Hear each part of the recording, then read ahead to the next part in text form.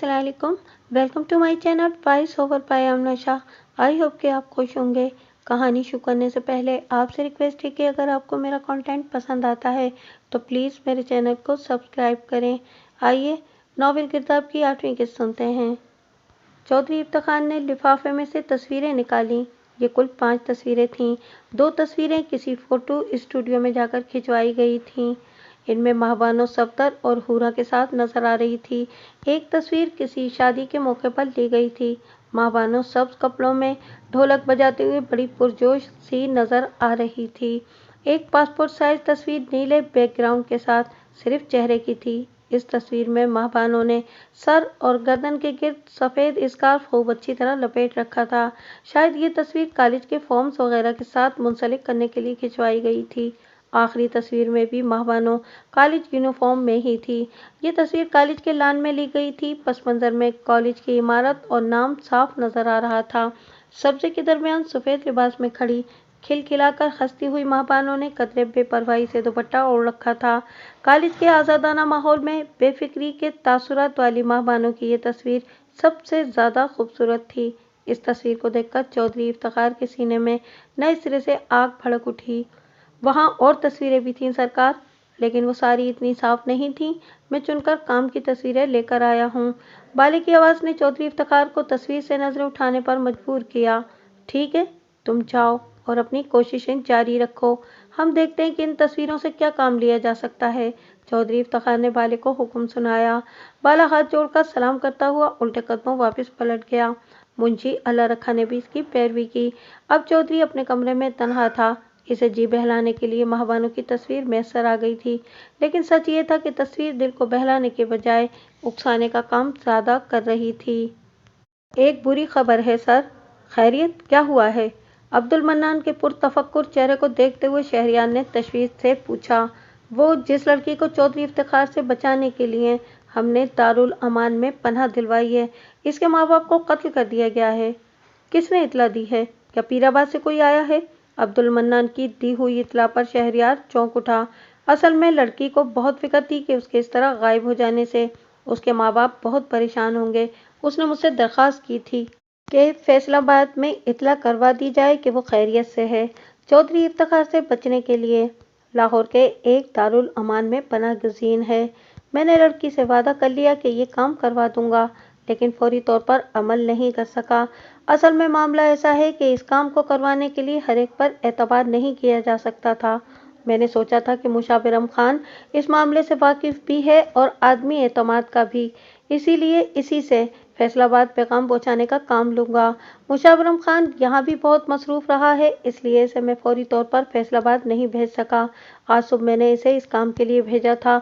अब वो वापस आया है तो इस इत्तला के साथ कि इस लड़की के वालिदैन हूरा और सफदर कत्ल किए जा चुके हैं। अब्दुल मन्नान ने बताया।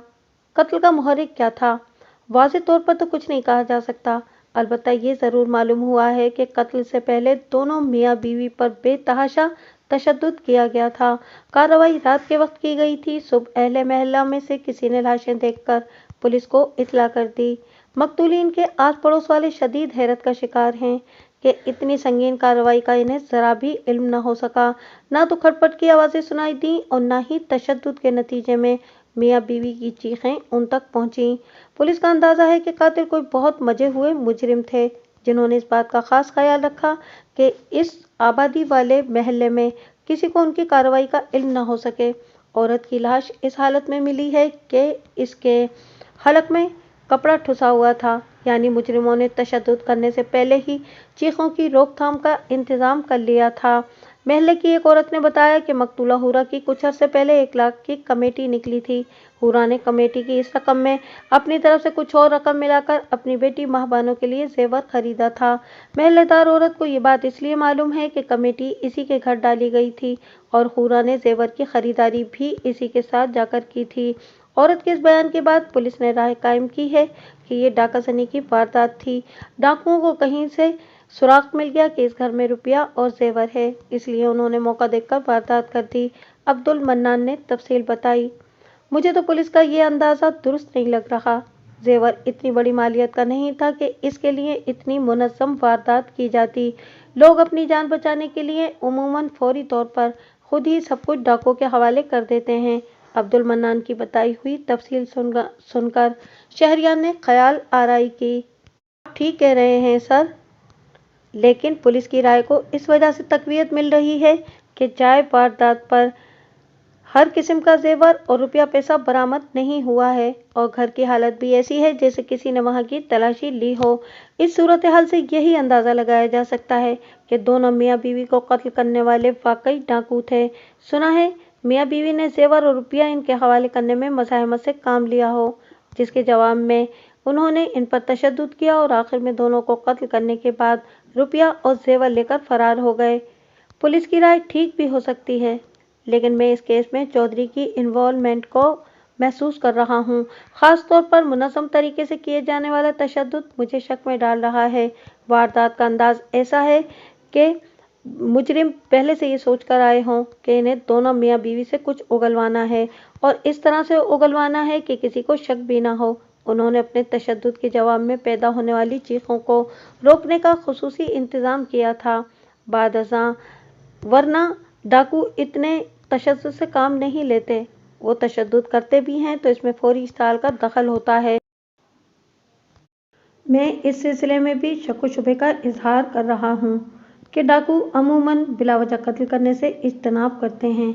इनसे किसी वारदात के दौरान अगर कत्ल होता है तो इसका मुहर्रिक फौरी इश्तियाल, अपना बचाव या फिर वारदात के बाद अपने पहचान लिए जाने का डर होता है। फौरी इश्तियाल तो इस वारदात में कहीं नज़र ही नहीं आ रहा। बचाव वाला नज़रिया इसलिए गलत है कि इस उम्र में मियाँ बीवी में से किसी की भी हिम्मत नहीं हो सकती थी कि वो डाकुओं के लिए कोई खतरा पैदा करें। आखिरी इम्कान इस बात का है कि मुजरिमों ने अपनी शनाख्त पर पर्दा डालने के लिए मियाँ बीवी को कत्ल किया हो, लेकिन हम ये सोच सकते हैं कि मुजरिमों ने ये कत्ल इसलिए किया कि मकतूलीन अगर जिंदा रह जाते तो पुलिस को अपने साथ होने वाली वारदात की असलियत से आगाह कर सकते थे। शहरियार ने बहुत गहराई में जाकर पूरी वारदात का तज्जिया किया था। उसके तज्जिये के बाद अब्दुल मन्नान को भी यकीन हो गया कि वाकई हो न हो हूरा और सफदर के बहीमाना कत्ल के पीछे चौधरी इफ्तिखार का हाथ है और इस हाथ को पोशीदा रखने के लिए वारदात को डाके का रंग देने की कोशिश की गई है। मैं आपके ख्याल से इत्तेफाक करता हूँ सर, लेकिन बात वही है कि सिर्फ थ्योरी की बुनियाद पर हम चौधरी इफ्तिखार पर इल्ज़ाम आयद नहीं कर सकते। हम इसके खिलाफ सबूत भी हासिल करना होंगे। यही तो मसला है। चौधरी इफ्तिखार जैसे लोग बहुत चालाक होते हैं। हम अगर कोशिश करके कोई सुराग लगा भी लें या कोई सबूत तलाश कर भी लें तो ज़्यादा से ज़्यादा चौधरी के किसी बंदे तक ही पहुंच सकेंगे और वो बंदा इतना नमकख्वार होगा कि अपनी जान के बदले भी चौधरी का नाम किसी अदालत में नहीं लेगा। अब हमारे सामने यही सूरत बचती है कि महाबानों को सामने लेकर आएँ और कम से कम चौधरी के इन करतूतों को तो सामने लेकर आएँ कि कैसे वो अपने ही अफराद की औरतों की इज्जत को तमाशा बनाने की कोशिश करता है। अब्दुल मन्नान की बात का जवाब देते हुए शहरियार का चेहरा गुस्से से सुर्ख हो गया। इस सिलसिले में मैंने एक एनजीओ को अप्रोच किया है, लेकिन मैं समझता हूँ कि इस केस के सामने आने से चौधरी इफ्तिखार को बहुत ज़्यादा फर्क नहीं पड़ेगा। ज़्यादा से ज़्यादा मीडिया पर कुछ दिन शोर रहेगा, फिर खामोशी छा जाएगी। चौधरी साफ कह देगा कि इस पर बेबुनियाद इल्ज़ामात लगाए जा रहे हैं। ज़्यादा से ज़्यादा वो तस्लीम करेगा तो इतना कि उसने महाबानों के लिए शादी का पैगाम भेजा था। जाहिर है इस किस्म का पैगाम कोई जुर्म नहीं। अगर उम्र के तफावुत को बुनियाद बनाकर चौधरी को लान तान किया जाए तो भी वो कह देगा कि मैंने सिर्फ रिश्ता भेजा था, कोई ज़ोर ज़बरदस्ती नहीं की थी। लड़की को अगर कोई एतराज़ था तो अपने वालिदैन के सामने इसका इजहार करती। अब्दुल मन्नान ने शहरियार को मामले का एक और रुख दिखाया। मैं इस बात को समझता हूँ अब्दुल मन्नान, हम महाबानों के केस में चौधरी इफ्तिखार को किसी भी तरह मुजरिम साबित नहीं कर सकते, लेकिन मेरी ख्वाहिश है कि चौधरी के इमेज पर एक ज़रब तो ज़रूर लगाई जाए। दूसरे, मेरे सामने महाबानों के तहफ़्फ़ुज़ का भी मसला है। मैंने इब्तिदा में इसे फैसलाबाद इसीलिए नहीं जाने दिया था कि मालूम था कि चौधरी वहाँ पहुँचकर इसे आसानी से दोबारा ट्रैप कर लेगा। मैं इस लड़की की बैक मजबूत करनी चाहता हूँ। अगर कोई बड़ी एनजीओ इसके पीछे खड़ी हो जाती है तो चौधरी इफ्तिखार को मजबूरन पीछे हटना पड़ेगा, लेकिन अफसोस कि अब तो इस बेचारी से इसका ठिकाना ही छिन गया है। दारुल अमान में वो कब तक रह सकती है? खैर, जो हो गया सो हो गया, लेकिन अब हमें इस मजलूम लड़की के मुस्तकबिल के बारे में सोचना होगा। इसे किसी ऐसे शख्स या इदारे की सरपरस्ती मिल जाए जो चौधरी इफ्तिखार के मुकाबिल डटकर खड़ा हो सके तो इस लड़की के हक में बेहतर होगा। एनजीओ के जरिए मीडिया की इन्वॉल्वमेंट का एक फ़ायदा ये भी होगा कि चौधरी इफ्तिखार बराह रास्त लड़की पर हाथ डालने से गुरेज करेगा। वो समझ जाएगा कि अगर उसने ऐसी कोई कोशिश की तो इल्ज़ाम इसके सर पर ही आएगा। शहरयार को खुद अंदाज़ा नहीं हो रहा था कि वो महबानो के केस में क्यों इतनी दिलचस्पी ले रहा है और क्यों इसके तहफ़्फ़ुज़ के लिए इतना परेशान है। मैं किसी हद तक आपका मकसद समझ रहा हूँ सर, आप बेफिक्र रहें। मैं जल्द से जल्द इस सिलसिले में कार्रवाई शुरू करवाता हूँ। शहरयार की दिलचस्पी को देखते हुए अब्दुल मन्नान ने उसे यकीन दिलाया। प्लीज़ तुम इस मामले को तेज़ी से निपटाओ। इन दारुल अमानों का भी कुछ मालूम नहीं होता कि वहाँ पर हिफाजत के ख्याल से भेजी जाने वाली ख़वातीन महफूज रहती भी हैं या नहीं। शहरयार ने एक और नुक्ते की तरफ अब्दुल मन्नान की तवज्जो दिलाई। इस तरफ से तो आप बिल्कुल बेफिक्र रहें। मैंने बहुत सोच समझकर बहुत अच्छी साख रखने वाले दारुल अमान का इंतखाब किया है। अव्वल तो वहाँ लड़की को कोई मुश्किल पेश नहीं आएगी। अगर कोई मसला होता भी है तो वहाँ का एक चौकीदार ख्याल रखेगा। वो चौकीदार मुशाबरम खान के इलाके से ताल्लुक़ रखता है। मुशाबरम खान की इससे दोस्ती है। वो ख़ास तौर पर अपने दोस्त को लड़की का ख्याल रखने की तलकीन करके आया है। अब्दुल मन्नान ने इतला दी तो शहरयार ने काफ़ी हद तक खुद को पुरसुकून महसूस किया। ये सुकून महबानों के महफूज होने के ख्याल से था, मगर सवाल वही था कि आखिर ऐसी शहरयार आदिल एक अजनबी लड़की के तहफ़्फ़ुज़ के लिए इतना परेशान था ही क्यों? क्या सोचा है चाचा? अब क्या करोगे? महबानों का तो कहीं से कोई अता पता नहीं मिला। वो मिल जाती तो इसके चौधरी के साथ दो बोल पढ़वा कर तुम्हारी जान छूट जाती। पर अब तो सारी बिरादरी मुश्किल में है। कुछ मालूम नहीं कि कब चौधरी का सब जवाब दे जाए और वो हम पर कहर बनकर टूट पड़े। गयास मोहम्मद के दोनों दामाद और बेटियां उसके घर पर जमा थे। वो सभी अपनी अपनी जगह परेशान थे। इस वक्त भी गयास मोहम्मद के बड़े दामाद अनवर ने सवाल उठाते हुए उसे हालात की नज़ाकत का एहसास दिलाया। क्या करूं पुत्र, कुछ पल्ले नहीं पड़ रहा कि क्या करूं और कहां से इस बदबख्त को ढूंढूं। अपने तौर पर कोशिश की थी कि फैसलाबाद में सफदर और हुरा के जान पहचान वालों से महबानों का पता मालूम कर सकूं, पर उधर भी कुछ मालूम नहीं हुआ। मेरी जान तो दोहरी मुश्किल में पड़ गई है। इधर चौधरी का खौफ है तो दूसरी तरफ लड़की ज़ात के गायब होने से इज्जत पर बन आई है। सारी बिरादरी में कहीं सर उठाकर बात करने के लायक नहीं रहा। हुरा और सफदर के जनाजे पर सभी पूछ रहे थे कि महबानो कहाँ है। मेरे पास कोई जवाब होता तो देता, सर निवाड़े बैठा रहा। पर इस तरह कोई लोगों की ज़बानें बंद होती हैं। लोग तरह तरह की बातें बनाते रहते हैं।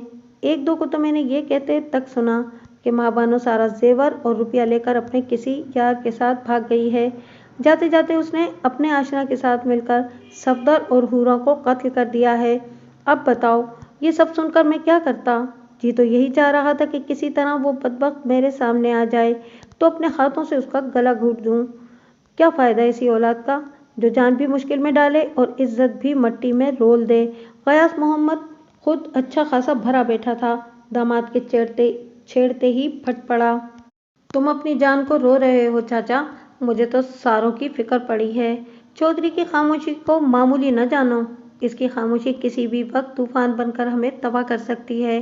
बल्कि मुझे तो लगता है कि मासी हुरा और खालू सफदर के कत्ल के पीछे भी कोई और बात है। अगर जेवर वगैरह के चक्कर में डाका पड़ना था तो पहले क्यों नहीं पड़ा? वो जिस औरत ने कमेटी और जेवर की कहानी सुनाई थी ना, उसने ये भी तो बताया था कि मासी हुरा ने जोहरा के ब्याह से पहले महबानो के लिए जेवर खरीदा था। पर डाका पड़ा महबानो की यहाँ से भागने के बाद। कोई मेरी माने या न माने, पर मैं तो कहूँगा कि गल कुछ और ही है। अनवर ने एक बार फिर अपने ख्यालात का इजहार किया। पर मासी के घर से जेवर और रुपया गायब तो था ना। अगर मासी और खालू सफदर को कत्ल करने वाले डाकू नहीं थे तो कौन थे? उन्होंने जेवर वगैरह क्यों हथिया लिया? अनवर की बात पर जोहरा ने इतराज़ किया। इस हादसे ने इसे अंदर से सहमा दिया था। बेशक उसने सबके सामने ये कहानी बना दी थी कि महबानो से धोखे से गुसल खाने में बंद करके फरार हो गई है, लेकिन हकीकत तो वो जानती थी कि महबानो को फरार करवाने में उसने खुद ने मदद की थी। वो बहन की हालत देखकर पसीज गई थी। मगर अब जो हालात थे उनको देखते हुए लगता था कि शायद इससे कोई गलती हो गई है। खास तौर पर हुरा और सफदर के कत्ल का बोझ वो अपने शानों पर महसूस कर रही थी और इस इल्ज़ाम से खुद को बरी रखने के लिए सफदर और हुरा के साथ पेश आने वाले वाक़ये को डाका ज़नी की वारदात ही करार देना चाहती थी। तू चुप रह, तुझे क्या मालूम कि दुनिया में क्या क्या होता है। क्या भरोसा कि मासी और खालू सफदर को कत्ल करने के बाद जेवर और रुपया इसीलिए गायब कर दिया गया हो कि किसी दूसरे की तरफ शक न जाए। और क्या मालूम कि जिस महल्लेदार ने दोनों की लाशें देखी पहले उसने ही सब कुछ उड़ा लिया हो, फिर बाद में पुलिस को खबर दी हो। रब नवाज ने जहरा को अपना ख्याल पेश किया। मेरे ख्याल में तो डाका वाका कुछ नहीं पड़ा। जेवर मैंने जोहरा के ब्याह के मौके पर महाबानों के पास देखा था। वारदात वाले रोज उसने कानों में सोने के बुंदे पहने भी थे। हो सकता है कि हुरा वापस जाते वक्त अपने साथ जेवर लेकर ही न गई हो। वैसे भी माँ बानो अपने बैग को बड़ी हिफाजत से ताला लगाकर रखती थी। सामान में कोई कीमती चीज होगी तभी तो वो हिफाजत करती थी। नसीबो जली जाते जाते वो बैग भी अपने साथ लेकर चली गई। अब तक खामोश बैठी नूरा ने एक हकीकत से पर्दा उठाते हुए दुहाई दी और सर पीट पीट कर रोना शुरू कर दिया। जो भी मामला है और महाबानों ने जो कुछ भी किया, मैं साफ बता रहा हूँ कि मुझ पर और मेरे घर वालों पर कोई बात की जिम्मेदारी नहीं।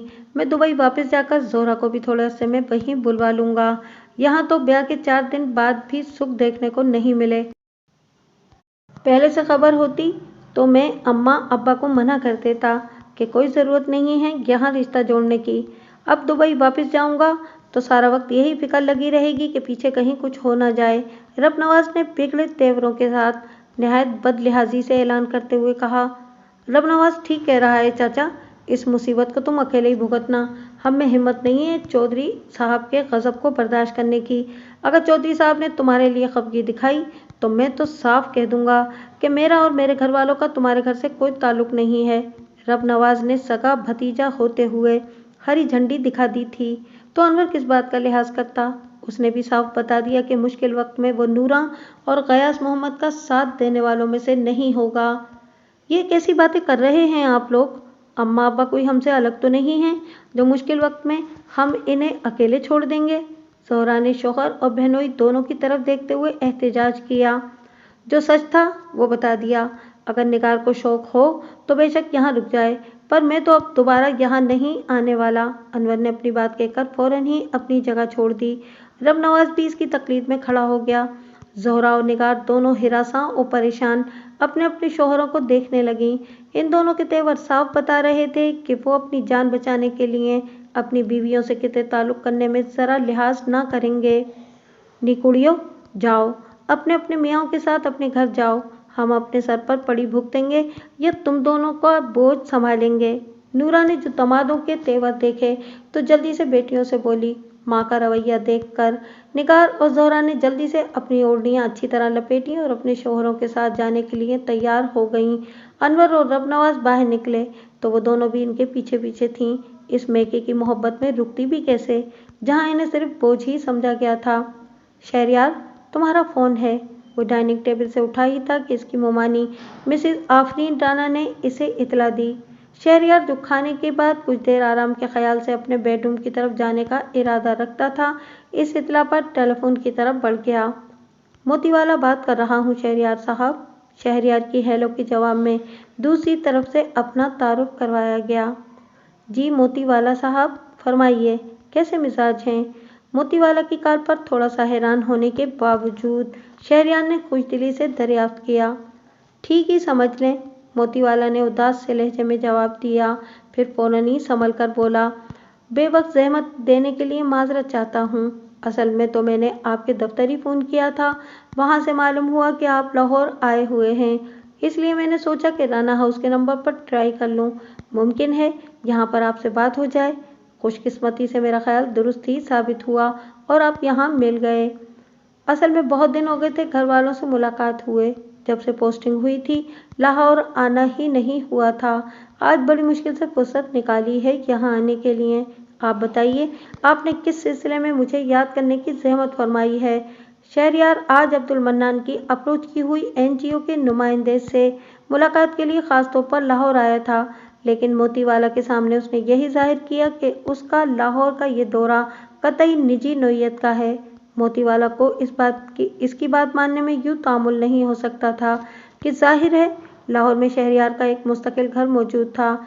एसी की हैसियत से वो कितने ही घाटों का पानी चखता, लेकिन लौटकर हर बार उसे लाहौर ही आना था। अलबत्ता शहरयार तजस्सुस में मुब्तला हो गया था कि मोतीवाला को आखिर इससे ऐसा कौन सा काम आ पड़ा है जो वो जगह जगह फ़ोन घुमाकर उसे तलाश करता फिर रहा है। मुझे अफसोस है शहरयार साहब कि आपको काफ़ी अरसे बाद घर आने का मौका मिला है और आपकी ख्वाहिश होगी कि इस मुख्तसर वक्त को मुकम्मल तौर पर फैमिली के अफराद के साथ ही गुजारें, लेकिन मुझे आपसे कुछ अहम बातें करनी हैं जिनके लिए मैं आपसे मुलाकात का ख्वाहिशमंद हूँ। अगर आप इजाज़त दें तो मैं आपसे मुलाकात के लिए राना हाउस आ जाऊँ। असल में मैं चाह रहा हूँ कि आप लाहौर में मौजूद हैं तो इस मौके का फ़ायदा उठाया जाए, वरना दूसरी सूरत में भी मैं आपसे यही दरख्वास्त करता कि आपको जब भी लाहौर आना हो पहली फुर्सत में मुझे मुलाकात का वक्त दे दें। आने को तो मैं वहाँ आपके दफ्तर में भी आकर आपसे मुलाकात कर सकता हूँ, लेकिन मेरी वहाँ आमद कुछ लोगों को चौंका देगी, इसलिए मैं वहाँ मुलाकात से गुरेज करना चाहता हूँ। मोतीवाला के अंदाज़े गुफ्तगू ने शहरयार के तजस्सुस को मज़ीद भड़का दिया। अब उसके लिए मुमकिन नहीं था कि वो मोतीवाला से मुलाकात के लिए इनकार करता। चुनाचे खुश अखलाकी का मुजाहरा करते हुए बोला, इतने तकल्लुफ़ से काम क्यों ले रहे हैं मोतीवाला साहब? आपके लिए बस इतना कह देना काफ़ी है कि आप मुझसे मुलाकात के लिए आना चाहते हैं। इज़्ज़त अफ़ज़ाई के लिए शुक्रिया। ये फरमाइए कि कितने बजे तक हाजिर हो जाऊं?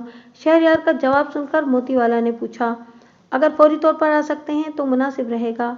असल में शाम से पहले ही मेरी वापसी के लिए रवाना होने का इरादा है। बस तो फिर ठीक है, मैं 20-25 मिनट में हाजिर होता हूँ। शहरयार के बताने पर मोतीवाला झट से बोला। शहरयार ज़ाहिर जवाब में वेलकम रोशन दिल माशाद ही कह सकता था, सो उसने बज़बाने अंग्रेज़ी यू आर मोस्ट वेलकम कहा और फ़ोन बंद कर दिया। अपने साबका इरादे के मुताबिक आराम के लिए अपने बेडरूम में जाने के बजाय वो मोतीवाला के इंतज़ार में अपनी मुमानी से गपशप लगाने लगा। ठीक 22 मिनट बाद मुलाजिम ने उसे मोतीवाला के आने की इत्तला दी। इस इत्तला पर शहरयार मुमानी से गुफ्तगू का सिलसिला मुनक़ते करके ड्राइंग रूम में पहुंच गया। मोतीवाला आम से शलवार कमीज में मलबूस एक सोफे पर बैठा था। शहरयार के ड्राइंग रूम में दाखिल होने पर उसने अपनी जगह से खड़े होकर शहरयार से हाथ मिलाया। प्लीज़ तशरीफ़ रखिए, शहरयार ने खुद भी एक सोफे पर बैठते हुए उससे कहा। मोतीवाला पर एक नज़र डालने के बाद ही उसे अंदाज़ा हो गया था कि वो पहले के मुकाबले में बहुत कमज़ोर हो गया है। शहरयार ने आखिरी बार उसे उसके बेटे की मौत पर देखा था और इसके बाद आज देख रहा था। इस मुख्तसर से अरसे में ही मोतीवाले की सेहत पर नुमायां असर पड़ा था। यकीनन अकलौते बेटे की मौत का गम उसने अपनी जान से लगा लिया था। क्या लेना पसंद फरमाएंगे आप, ठंडा या गर्म? वैसे मेरे ख्याल में मौसम की मुनासबत से काफ़ी या चाय मुनासिब रहेगी। अलेक सलेक और हाल अहवाल के बाद शहरयार ने मोतीवाला से दरियाफ्त किया, किसी तकल्लुफ़ की ज़रूरत नहीं, मैं बस आपसे एक ज़रूरी बात करने आया था। आप मेरी वो बात तवज्जो से सुन लें, बाकी मेरे दिल में किसी चीज़ की ख्वाहिश नहीं। बातें भी होती रहेंगी मोतीवाला साहब, लेकिन साथ में कुछ ले लिया जाए तो क्या हर्ज है? मेरे ख्याल में मैं काफ़ी मंगवा लूँ। मोतीवाला का जवाब सुनकर शहरयार ने इसरार किया, मैं तकल्लुफ़ नहीं करता शहरयार साहब, वाकई मुझे किसी शे की ख्वाहिश नहीं, अब ख्वाहिश होती ही नहीं है। बस सांसों के आने जाने के लिए ज़रूरतन थोड़ा बहुत जहर मार कर लेता हूँ। बेबसी से कहते हुए मोतीवाला की आंखों में आंसुओं की नमी चमकने लगी थी। इस नमी को लहजे में घुलने से बचाने के लिए वो कुछ देर बिल्कुल खामोश बैठा रहा। शहरयार ने भी उसे छेड़ना मुनासिब नहीं समझा और चुपचाप उसके संभलने का इंतज़ार करता रहा। उसे अंदाज़ा था कि अकलौते जवान बेटे को गंवाने वाला बाप अपनी ज़िंदगी के किस इंतहाई तकलीफ़देह दौर से गुज़र रहा होगा। ये दुनिया अजीब जगह है शहरयार साहब, आदमी जानता है कि एक रोज़ इस दुनिया को छोड़कर जाना है, फिर भी उसकी हवस में मुब्तला हो जाता है, ख़ास तौर पर अपनी औलाद के लिए। आदमी का बस नहीं चलता कि कौन कौन से ख़जाने जमा कर ले। मैं भी बरसों से इसी हवस में मुब्तला था, लेकिन अब हाल ये है कि दौलत के अंबार लगे हैं, लेकिन जिसके लिए ये सब कुछ जमा किया था वो दुनिया से जा चुका है। इसके जाने के बाद मुझे एहसास हुआ कि मैं अपनी ज़िंदगी को सुधार लूँ, इसी सिलसिले में मैंने आज आपको मुलाकात की ज़हमत दी है। मोतीवाला ने उदास लहजे में इतना कहा और एक बार फिर चुप साध ली। मैं आपकी बात पूरी तवज्जो से सुन रहा हूँ मोतीवाला साहब, आपको जो कुछ कहना है बिला तकल्लुफ़ कह दीजिए। शहरयार ने इसे चुप होते देखकर बोलने पर उकसाया तो वो एक गहरी सांस लेते हुए दोबारा गोया हुआ। आप जानते होंगे कि मेरे और चौधरी इफ्तिखार आलम के दरमियान कारोबारी शराकत है। मेरी बिजनेस की नौयत और वुसअत से भी आप नावाकिफ नहीं होंगे। पहले मैं एक छोटा सा बिजनेसमैन था, लेकिन जब चौधरी इफ्तिखार के साथ पार्टनरशिप की तो देखते ही देखते कहीं से कहीं पहुंच गया। लोग समझते हैं कि मेरे बिजनेस की ये तरक्की चौधरी इफ्तिखार की भारी सरमायाकारी के मरहून मिन्नत है, लेकिन हकीकत से मुझ समेत चंद ही लोग वाकिफ हैं। चौधरी इफ्तिखार ने मेरे साथ पार्टनरशिप करने के बाद सरमाए से ज़्यादा लकड़ी फराहम की। पीराबाद के साथ जो जंगल लगता है, इस जंगल में बड़ी तादाद में शीशम के दरख्त पाए जाते हैं। इन दरख्तों से हासिल होने वाली लकड़ी बहुत आला पाई की होती है और फर्नीचर साजी में ख़ास अहमियत रखती है। चौधरी इफ्तिखार और इकबाल बाजवा के गठजोड़ के नतीजे में अरसे से मुझे ये लकड़ी तकरीबन मुफ्त मिल रही है। बस मुझे प्रॉफिट से इन दोनों का हिस्सा देना पड़ता है। हिस्सा भी आप समझे कि चौधरी इफ्तिखार लेता है। इकबाल बाजवा को तो हम उसकी खामोशी और चशमपोशी की कीमत अदा करते हैं। आप ये सब मुझे क्यों बता रहे हैं? शहरयार ने मोतीवाला को बगौर देखते हुए निहायत संजीदगी से पूछा। मैं चाहता हूँ कि इस बार जब जंगल से लकड़ी चुराकर मुंतकिल की जा रही हो तो आप अपनी टीम के साथ छापा मारें और इस जुर्म में मुलविस अफराद को बेनकाब करें। इस सूरत में तो आप भी जद में आएंगे। जब बात निकलेगी तो जाहिर है कि फिर दूर तक जाएगी। मोतीवाला के जवाब पर शहरयार ने इसे टटोलती हुई नज़रों से देखते हुए एहसास दिलाया। मैं जानता हूँ और मुझे इस पर कोई एतराज़ भी नहीं। मोतीवाला का जवाब हैरान कुन था। क्या ऐसा आप चौधरी इफ्तिखार से इंतकाम लेने के चक्कर में कर रहे हैं? चौधरी साहब शिकवा करते रहे हैं कि आपका उनके साथ ऐसा रवैया है जैसे उन्होंने आपके बेटे को कत्ल किया हो। मैं जानता हूँ कि चौधरी इफ्तिखार ने मेरे बेटे को कत्ल नहीं किया, कम से कम बराह रास्त तो उसने ऐसा कुछ भी नहीं किया कि मैं इसे अपने बेटे का कातिल ठहरा सकूं। लेकिन मैं हालात पर गौर करता हूँ तो मुझे अपने बेटे की मौत में उसी का हाथ नज़र आता है। जब तक मेरी चौधरी इफ्तिखार से मुलाकात नहीं हुई थी, मैं एक ईमानदार आदमी था। मेरा कारोबार छोटा था, लेकिन इतनी आमदनी हो जाती थी कि घर में खुशहाली थी। मैं बीवी और बच्चे को अच्छा वक्त देता था। मेरा बेटा बहुत ज़हीन था। उसकी जहानत को देखते हुए मेरे अब्बा जी ने ख्वाहिश जाहिर की थी कि उसे हाफिज़ कुरान बनाऊं। अब्बा जी के मरने के बाद भी मैं उनकी इस ख्वाहिश पर अमल करने का इरादा रखता था। फिर मेरी चौधरी इफ्तिखार से मुलाकात हो गई। बस फिर तो मैं दौलत जमा करने की धुन में मुब्तला हो गया। ना ही अब्बा जी की ख्वाहिश याद रही और न ही बेटे को देने के लिए वक्त बचा। एक बाप की हैसियत से अपने बच्चे की तरबियत और उसकी जो जिम्मेदारी मुझ पर आयद होती थी, उसको मैं अपने तौर पर नोटों की गड्डियाँ लुटा लुटा कर अदा करता रहा। दौलत की फरावानी और तरबियत के फुकदान ने असर दिखाया। मेरा बेटा अपनी दादा की ख्वाहिश के मुताबिक हाफिज़ कुरान बनने के बजाय एक बिगड़ा हुआ रईसज़ादा बन गया। उसके करतूतों से मुतालिक खबरें मेरे कान में पड़ती रहती थीं। एक बार वो शराब पीकर कुलगपाड़ा करने के जुर्म में गिरफ्तार भी हुआ था। मैंने थानेदार को रिश्वत देकर छुड़ा लिया। इस वक्त मेरे जहन में था कि मेरे बेटे को मेरी दौलत पर ये सारे ऐश करने की आज़ादी है, लेकिन जब वो मरा तो मुझे एहसास हुआ कि इस बेजा आज़ादी का यही नतीजा निकल सकता था। मैंने अपने बेटे की पोस्टमार्टम रिपोर्ट देखी है। मैं जानता हूँ कि वो किन हालात में मरा, मगर मैं ये भी समझता हूँ कि ये हालात चौधरी इफ्तिखार की वजह से पैदा हुए। अगर वो मुझे हराम ज़राए से दौलत कमाने की धुन में ना लगाता तो मैं एक छोटा मोटा सा बिजनेसमैन होता, जिसके पास अपने बेटे की तरबियत करने की फुर्सत होती, जिसकी कमाई में हराम की आमेजिश नहीं होती कि उसकी औलाद हराम और हलाल की तमीज़ करने की सलाहियत खो बैठती। आप ये मत समझिएगा कि हर बुराई की जिम्मेदारी चौधरी इफ्तिखार के सर पर डालकर खुद को बरीउज़्ज़िम्मा करार देना चाहता हूँ। ऐसा हरगिज़ नहीं है। अपना जुर्म तस्लीम करता हूँ और इसकी सज़ा भुगतने को तैयार हूँ। अगर मेरी दरख्वास्त पर गौर करते हुए आप कार्रवाई करते हैं तो मैं अज़ खुद एतराफ़ जुर्म कर लूँगा, लेकिन फ़िलहाल मेरा मंजर पर रहना ज़रूरी है। मैं अब मौजूद रहूँगा, तभी तो आपको बता सकूँगा कि अगली खेप कब स्मगल की जाएगी। इस मकसद को लेकर मैंने इब्तिदाई जज्बातीपन को छोड़कर चौधरी इफ्तिखार से अपने मरासिम दोबारा इस्तवार कर लिए हैं और दोबारा इस गलतफहमी में मुब्तला कर दिया है कि मैं इसका कारोबारी हलीफ हूँ, लेकिन जो सच है वो मैंने आपको बता दिया है। शहरयार के सवाल के जवाब में मोतीवाला ने एक जज्बाती और तफसीली बयान दिया। शहरयार समझ रहा था कि मोतीवाला की ये काया पलट बेटे की मौत के शदीद सदमे का नतीजा है। कुदरत के कारखाने में ऐसे वाक़यात होना कोई नई बात नहीं थी। औलाद के सदमे से बड़े बड़ों को टूटते हुए देखा गया है। हाँ, कुछ लोग ऐसे होते हैं जो ऐसे कारी जख्म खाकर भी अपनी गलत रविश पर डटे रहते हैं। शायद वो लोगों की इस किस्म से ताल्लुक़ रखते हैं जिनके दिलों पर अल्लाह ने मोहर लगा दी हो। मोतीवाला की काया इसलिए पलट गई थी कि वो बुनियादी तौर पर इंसान था जिसने अपनी ज़िंदगी का अच्छा खासा हिस्सा ईमानदारी से काम करते हुए गुजारा था।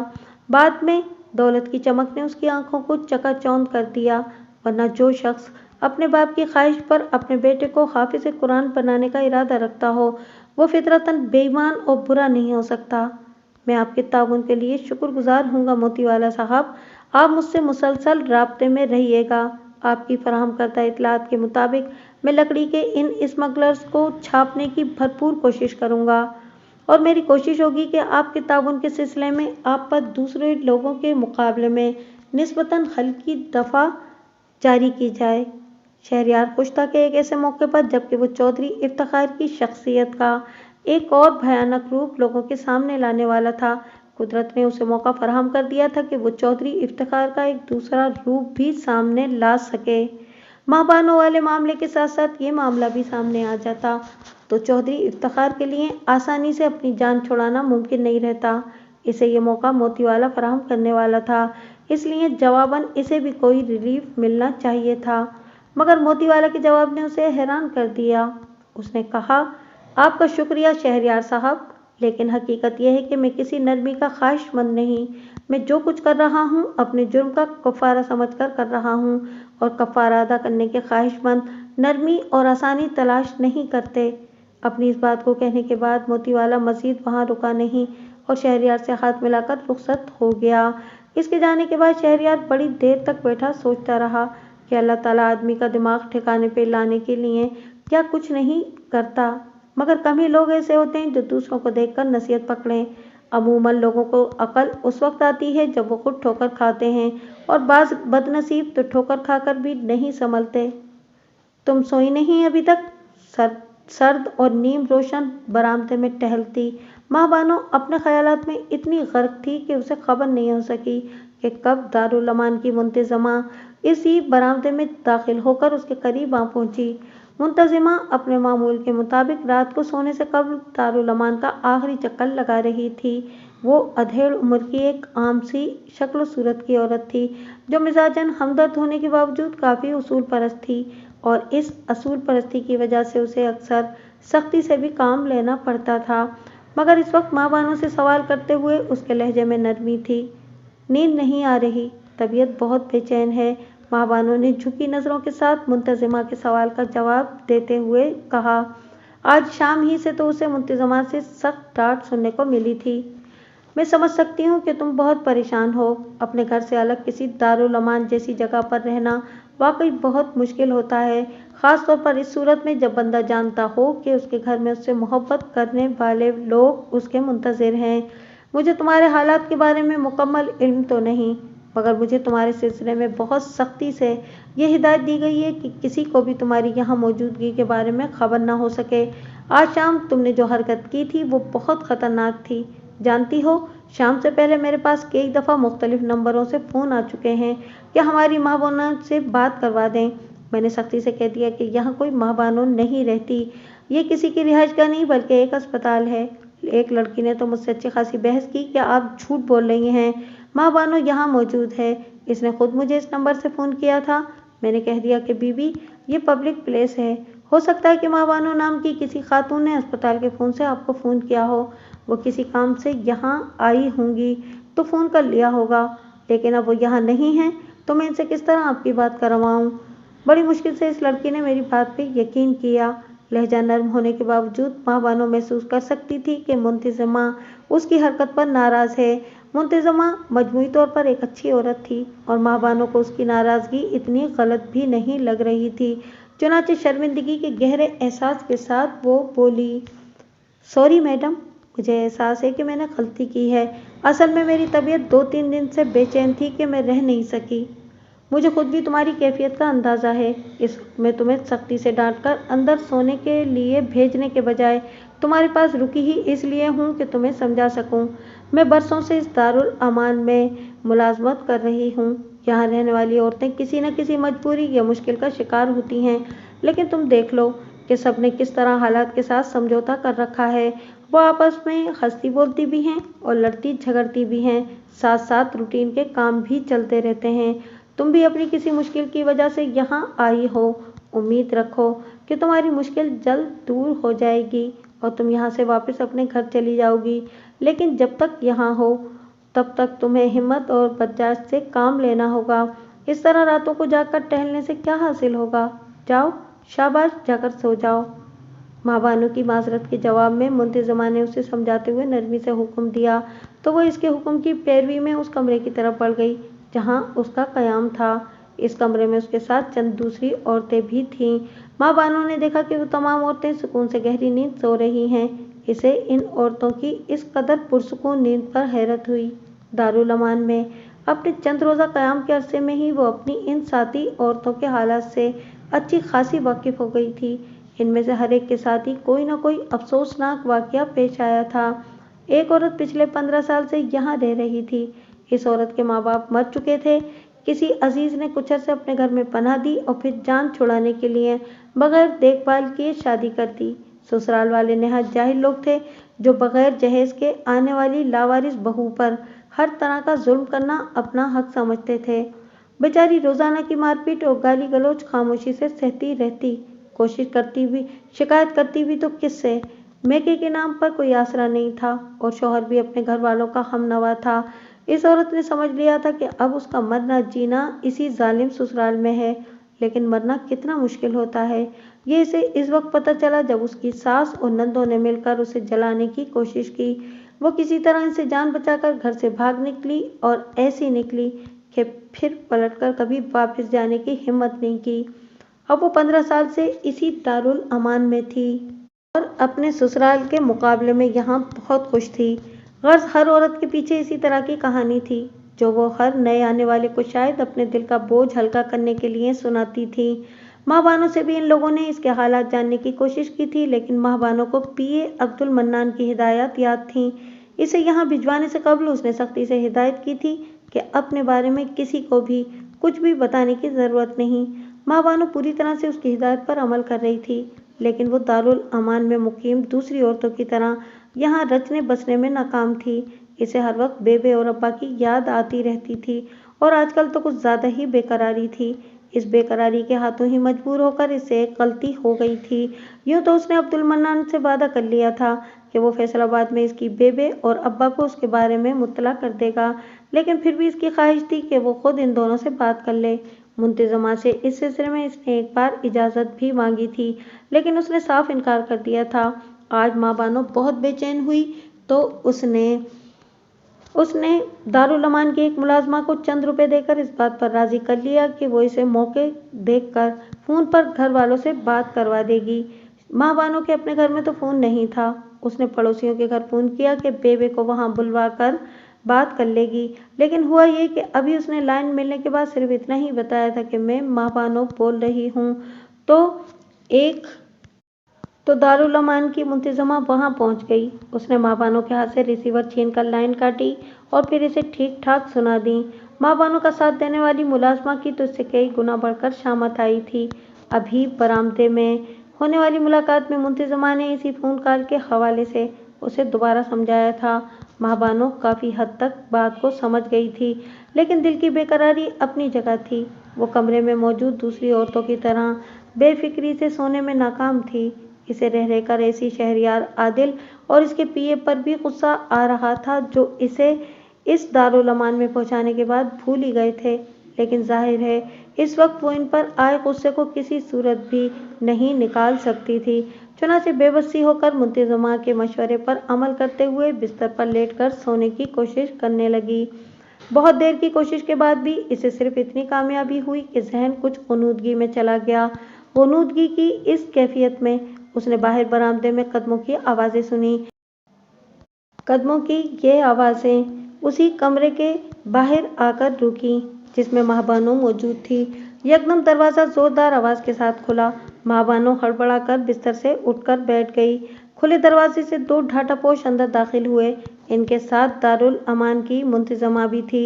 मुंतजिमा को एक ढाठापोश ने अपने रिवॉल्वर की जद पर ले रखा था। महाबानो को ये समझने में देर नहीं लगी कि आने वाला ढाठापोश चौधरी इफ्तिखार के कारिंदे हैं जो उसकी तलाश में यहाँ तक आ पहुँचे हैं। महाबानो तड़प कर अपनी जगह से उठी कि किसी तरह इन लोगों की गिरफ्त में आने से पहले कहीं भाग जाए, लेकिन इस कमरे में फरार का वाहिद रास्ता वो दरवाज़ा था जिस पर वो दोनों ढाठापोश डटे हुए थे।